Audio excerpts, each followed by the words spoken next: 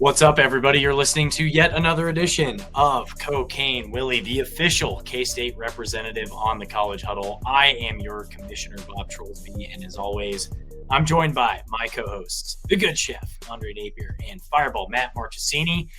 We've got our Week 10 locks, Player Prophecies. We're going to be doing that whole thing, but before we get into the episode, we want to give a shout-out to our sponsor, Anti-Maze Parlor, located at 616 North 12th Street in the heart of Aggieville. And we've got what has been it's been very difficult to have K-State home games to plug this bar for, because there haven't been that many K-State home games this year. But finally, we are back in Manhattan.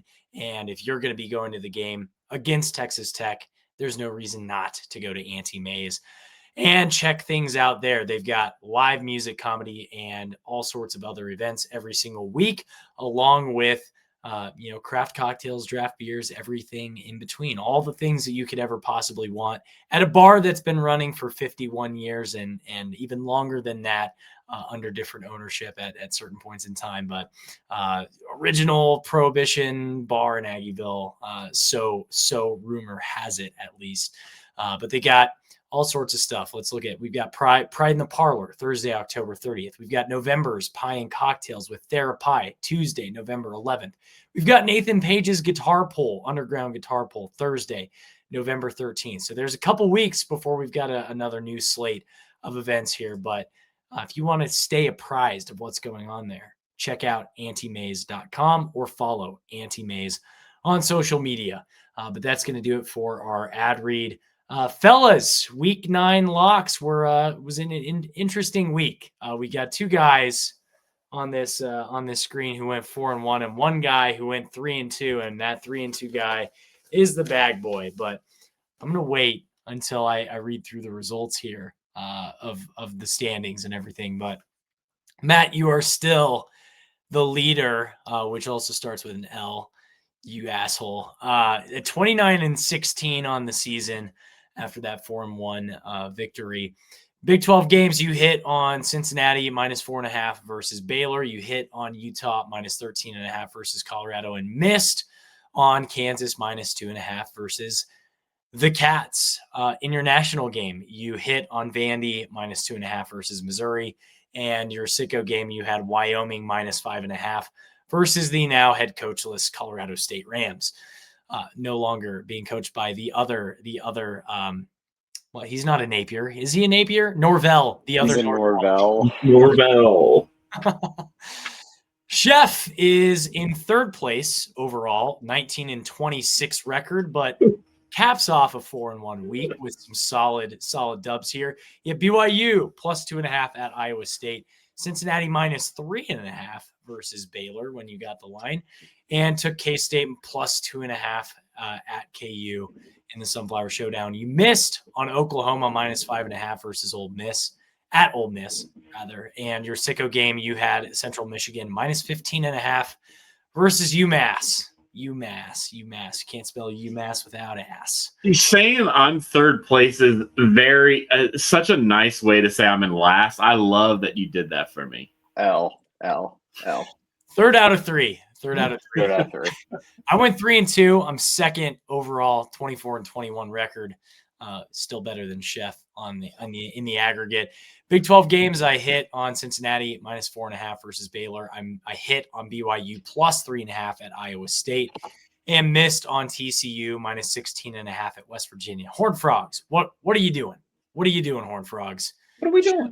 Should have been an easy win, but wasn't. National game, I had the Aggies, the Fighting Texas A&M Aggies, in Brian Kelly's last game as head coach at LSU. Had them -2.5 before they gave his family the can in Baton Rouge. Family.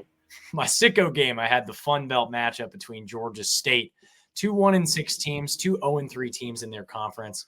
Had them +6.5 versus South Alabama. That did not hit. And I dropped to 3-2 on the week. But with that, I'm going to put this bag on and let y'all cook. You want to go first, Matt? Okay, you're going to give it to me. Man, can I continue my upward trajectory similar to the Kansas State Wildcats? I'm going to start off with KU going versus Oklahoma State. I mean, they have to bounce back, right? It's Oklahoma State. They just got blanked by the Texas Tech Red Raiders. Minus 24.5. Give me KU. Jalen Daniels is going to find his rhythm again and get it going. I like KU in this spot. Give me the Jayhawks. Minus 24.5. Going K-State again. I think we're just a really good football team. And they're giving me plus 7.5. I think this is going to be a tight, low-scoring game at home. I don't think Texas Tech, with some would say their backup quarterback. I wouldn't say that. Baron Morton, he's made of glass, though. What are they going to do? I don't think they're 10 points better than K-State. If you take in the home crowd and all that, I don't think Kansas State is going to lose by 8 points. There's no way. Give me K-State plus 7.5. Then we're going to Houston. Houston is playing, I think, West Virginia. I'm totally blanking on that. Yeah, they're playing West Virginia. And that line, is it because of the TCU line last week where they covered that and they're only letting Houston by 13.5? They're giving 13.5. That's not enough. I think Houston crushes them. Give me Houston. Connor Wegman, he's going to do his thing. Houston rolls by 2 touchdowns easy. That's just free money. They are giving you free money for this. It's crazy. My national game. There's not a good game this week at all. I don't even know. We should have thought of a new little segment, new category. National games stink this week. My national game, I'm going to go Miami versus SMU. Rhett Lashley, is he thinking about leaving SMU? Is he checked out on these Mustangs? They're 5-3, and they're 12.5-point underdogs to Miami, who also is kind of garbage. But I'm still going to rock with the Canes, minus 12.5. I think they bounce back. They know their playoff lives are on, they're on the table. They're on the chopping block. They can't slip up anymore. But give me Miami. Give me the Canes, minus 12.5. And then my sicko game. Army, I hate you. Air Force, I picked you earlier in the year for my sicko. I hate you too. One of you have to win. And the line's only 1.5. Either way, you know what I'm saying? So I'm going to take the plus money with Army. Maybe they can control the ball game and just hold on to the ball for one possession. Can they go the entire 4 quarters with holding the ball? Maybe. Maybe that's against the rules. You know how it is. Plus 1.5 for Army. Go Black Knights. Prove me right. All right, my turn. As the leader in the clubhouse for right now, start with my Big 12 games of the week. I'm going to start with the Baylor Bears. They're hosting the UCF Knights in Waco. Baylor's a 3.5-point favorite. I think they clap back this week and cover 3.5. Dave Aranda, got to get that win. Got to get that win, especially at home. My second game, I think Utah is going to bring Cincinnati a little bit back to reality this week. Not to say Colorado is obviously not very good in that game last week, but Utah, their defense has been really, really good for the most part. I think they cover an 8.5-point spread this week in Salt Lake. So I'm taking Utah in that game. And then Iowa State, especially with the news with Sam Leavitt being out, I think Jordan Tyson's going to be out in that game. Iowa State's a 7.5-point favorite in this game. I think Iowa State wins by double digits. Arizona State, without those two guys, just have not looked good this year. I don't think they're going to look any good in Ames on Saturday.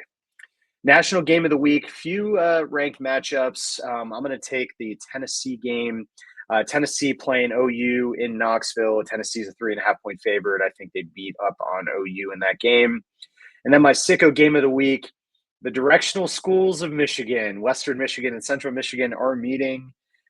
I am taking Western Michigan to cover 3.5 points versus the Central Michigan Chippewas. Got it. I love a good directional school matchup between two totally irrelevant teams. All right, Big 12. I'll kick this off with the UCF Golden Knights, the Central Florida Golden Knights. They're going on the road to Baylor. Matt already alluded to it, but he has the other side of this, which I think is the wrong side of this matchup. I've got the UCF Black Knights. I think Scott Frost is going to start to cement a little bit of a legacy in this game. Baylor's packing it in, guys. Baylor's done for. No one cares there anymore. They're not going to have a home field advantage. McLean Stadium is not a difficult place to play like Chris Kleiman says it is.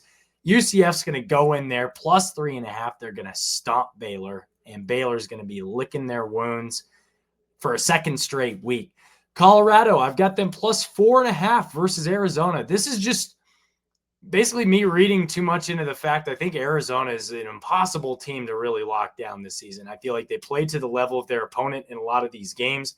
Colorado got absolutely waxed by Utah, so I don't think there's any reason why Colorado should actually win this game. This is more me picking this because I cannot get any kind of solid read on Arizona. They got dominated by Iowa State when Iowa State was still good, I guess, but then they've lost basically every other game since, but they played Houston kind of close. I don't know. Arizona is just a weird team. It kind of reeks to me of like, I think Arizona is going to play to the level of their competition in this one. Colorado's not a great team, but it's probably going to be a relatively close game just based on what I've seen out of Arizona this year. So I'm going to take Colorado to cover this one. And then I've got Cincinnati plus 8.5 at Utah. I think Cincinnati's legit this year. I'm going to have to eat some crow about Scott Satterfield, I guess. Utah, I'm really just not totally buying Utah.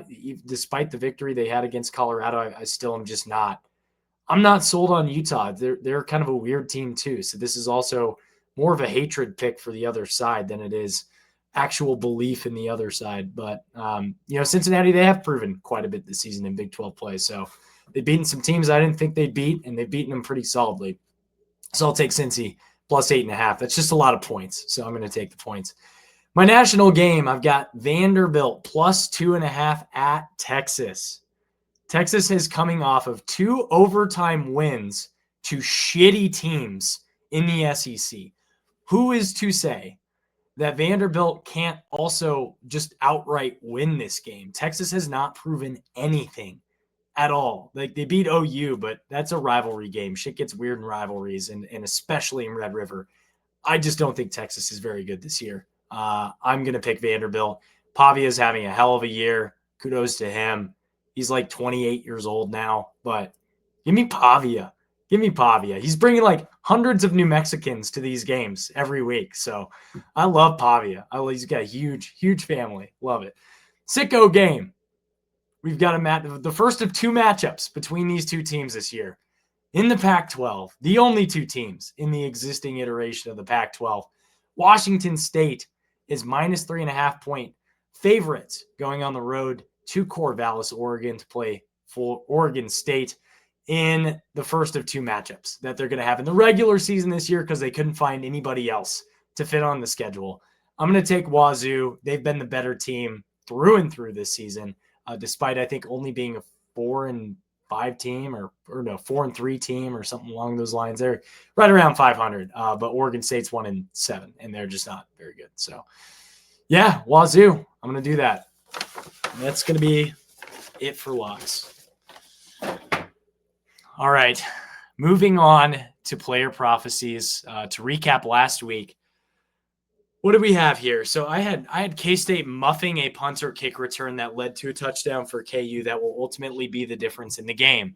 That did happen, but it did not ultimately become a difference in the game. But I definitely did not anticipate that happening in the first play of the game. I mean, in that first half, there was no reason for this to not feel like it was going to be a difference in the game until K-State kind of blew the doors off them in the second half. So that was wild when that happened, though, and should not have been a touchdown for the record. Jalen Daniels did not score a touchdown. That was a fumble at the goal line on the first possession. I would have loved to seen a down the line camera angle. I mean, it was definitely really close. I just, you can't tell.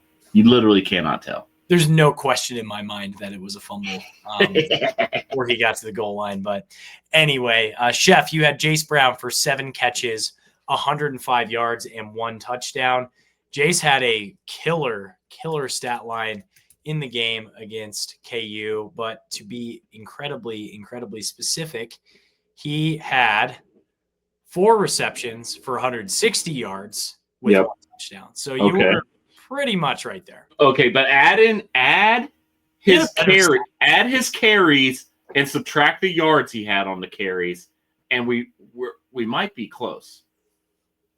All right. Matt had 2 tight ends scoring a touchdown in this game. And Matt, remind me. Wrong and so unspecific. I mean, what are we doing, Matt? I mean, just tight ends in general? You don't know the names of the tight ends on our team? What are you doing? 0 tight ends. K-State muffs a punt or kick return that leads to a touchdown for KU. That's Bob. We're going to let Bob slide. You're Matt. No. No, you're not winning that argument. Hey, yeah, 0. I was wrong. Guess what? You were wrong. That's what I'm going to say. Right. You were still wrong. Player Prophecies versus Texas Tech. What do you got? What do you guys have? I'll go first because I was the closest of all the Player Prophecies this past week. I'm going to go with a defensive lineman that has been, the shining gem of the D-line this season, Big Mac. He's taking all of Uso's snaps. He's a starting D tackle. I love that he doesn't wear gloves and he's just long sleeve. He seems very the prototypical big guy in all of football movies, just like no gloves, long sleeves. Like, am I supposed to go sack the quarterback now? Big Mac. Give me Big Mac for a safety. He's causing a safety down on the goal line. Bear Morton loses track of where he's at. He gets him around the ankles, gets a sack. Let's go for the safety. You're letting me go first? Okay. I'm going to go with Jaron Bradley going up against his old team. 2 tuds. 2 tuds for Jaron Bradley. My God, that would be nuts. And if you were following from the previous show, I have K-State scoring 20 points. So his 2 touchdowns will be the only 2 touchdowns of the game for K-State. Nice. All right. I am going to predict that our defense has 4 quarterback sacks in the game on Barrett Morton, and whoever replaces Barrett Morton after he doesn't look great in the second half. So there you go. Is he getting pulled because he doesn't look great, or is he getting pulled because he got hurt? He's getting pulled because he doesn't look great, because visually he looks like he's hurting. What players get the sacks? Think you're going to see one from Ryan Davis. Okay, 1. You're going to see one from Quay Moss. Whoa, I love it. Nice little blitzy blitz. You're going to see one from SEAL Club himself, Austin Romaine. Oh, my gosh. If he can hold on to him. And you're going to see one from Travis Bates. Oh, my gosh. I love the Travis Bates pick. 4. Wow. I love it.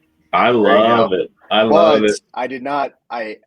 Those 4 are not my prophecy. It's a player prophecy. I'm taking notes. 4 sacks. I am taking notes. 4 sacks from our defense. 4. It's not how that works. It's not how a player prophecy works. You don't know anything, so you don't actually know anything. I predict players will get yards in game. That's how I'm going to do my player prophecies from now on. Hey, we had 4. So we had 4 sacks in the Kansas game. Mm-hmm. Jordan Allen was one of them. Yeah. But we haven't had 4 sacks in a game since the Iowa State game. Okay. Toby was 2 of those. Mm-hmm.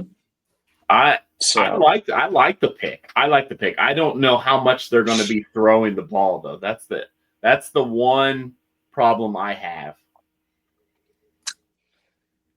yeah. Maybe. Who knows these days? So, I mean, if we're going to start, I mean, what are your kind of final thoughts heading into this matchup against Tech? You want to talk about implications, big picture? Oh man, I know we touched on it on the live reaction, Bob, when immediately after the game. If K-State were to win this game, which I do think they will win, it's hard to win on the road in the Big 12. I think this is going to be a lively crowd with a lot of juice behind it. Well, you can really start dreaming. You could really start penciling, and you start putting points on a map of how we get to where what needs to happen to do this, that, or the third. That's when the games really start happening. So once Kansas State makes it over that 500 mark, we can really start. We could maybe do a solo episode by itself on what could happen, what needs to happen to get Kansas State to where we think they could go. Because you're 4-2 in the Big 12, that brings Texas Tech down to 4-2. It's very interesting, and I think this is probably the most pivotal game in the Big 12 this week. I think this is the marquee matchup in the Big 12. Interesting. Because I mean, if you listen to ESPN right before I came down to right before I came down to do the podcast on ESPN, they said, they're talking about the Hammond injury, and they're saying we're circling that matchup for Texas Tech and BYU next week. People are already not even giving us a chance. They're not thinking about this game at all, and not really putting much thought into what happens if Kansas State wins this game. I'm telling you, it's a turning point for the Big 12. I mean, I'm definitely more excited about this game just based off the past few weeks. So we've seen this team. They look like the team that we anticipated them to be throughout this entire season. The part about this game that excites me the most is that you're playing up against a team that's going to be extremely physical on the defensive side. And so it's going to be a game that's going to really, I think, get our offensive playmakers opportunities because of Avery Johnson's legs, just potentially getting him out into some space. And this may be a game where you see a little bit more of that, especially in between the tackles, with the anticipation that your defensive ends are going to be trying to get down the field a little bit more, trying to get past your offensive line. But I as much as I think the KU game was big for Avery Johnson, I think this game itself, knowing that number one, you're an underdog at home against a top 15 team, he's going to put it in his mind that it's going to be up to him to try and make some plays to win this game. And so I anticipate that you're going to see a really good performance by the offense. Now, is it going to be a situation where we're going to see a lot of points? Who knows? But it's going to be in the fourth quarter when you need your guy to make plays. I think Avery is going to be able to do that against this Tech defense. And that's why I think K-State is going to win this game, albeit it's going to be it could be a little bit of a low scoring game, a situation where these offenses get down the field, but they, go for it on fourth down, doesn't work out. You miss maybe a field goal or two. I just think it's going to come down to some of those things. But K-State's going to win it. I don't know. I just feel really good about this game for some weird reason. I mentioned it on the previous pod, but I think my biggest issue still is this team. They can certainly win games when they have a pretty sizable lead going into the fourth quarter or even going into the third quarter. But if this is going to be a close, low scoring, close affair with the final 5 minutes of the game, I just, based on Kleiman's recent track record going back 15, 16 games now in one score games, I just don't know if I've seen enough from him to get those wins when it matters in those close games. And that's what I'm most concerned about, is if this thing is going to be close wire to wire, I just don't have a ton of confidence that K-State will be able to close it out, and that Texas Tech will be able to close it out. Joey McGuire has a better record in those one-score games through that same period of time than Kleiman does, and that's what concerns me the most. It's more so around coaching and situational awareness for the team, and I do worry. The last 2 games, last 3 of the last 4 have looked great for K-State, but I think back to that Baylor game and things started to get tight and they just couldn't get it done, man. And that's what concerns me the most. I get it was on the road versus at home. So you do have some home field advantage here that's going to play a role. And I think the Bill's going to be rocking, but I just worry. So I'm going to err with the recent track record, the recent lack of success in one-score games for K-State, at least in my prediction. But we'll see what happens, man. I'm looking forward to this game, and I hope it is a close game, but with a win is my hope. All right, guys, any final thoughts before we get out of here? We've got a third pod to record for the night. I'm good, baby boy. Let's get a dub this weekend, man. Let's get a dub. Let's get it. That's going to do it for us today. Once again, quick shout out to our sponsor, Auntie Mae's Parlor, located at 616 North 12th Street in Aggieville. Visit them at www.auntiemays.com to see a full list of their upcoming events. All of their menus, all that stuff lives on their website. So check it out. Also, Auntie Mae's on social media at Auntie Mae's. You can follow them. And they've got all the stuff that they're promoting up on their page there. You can also buy our Wildcat Country Let's Ride koozies. If you stop by the bar this weekend, tell them Cocaine Willie sent you, and you can buy one of those koozies. So help out the show. You'll help out the bar. We've got a great partnership with Jeff, so make sure to stop by. Finally, we are the K-State representative on the College Huddle.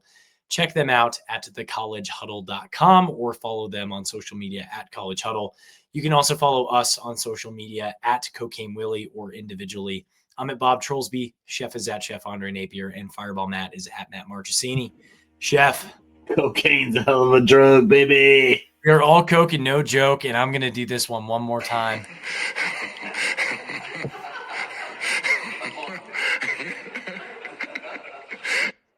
Wildcat Country, let's ride. Let's ride.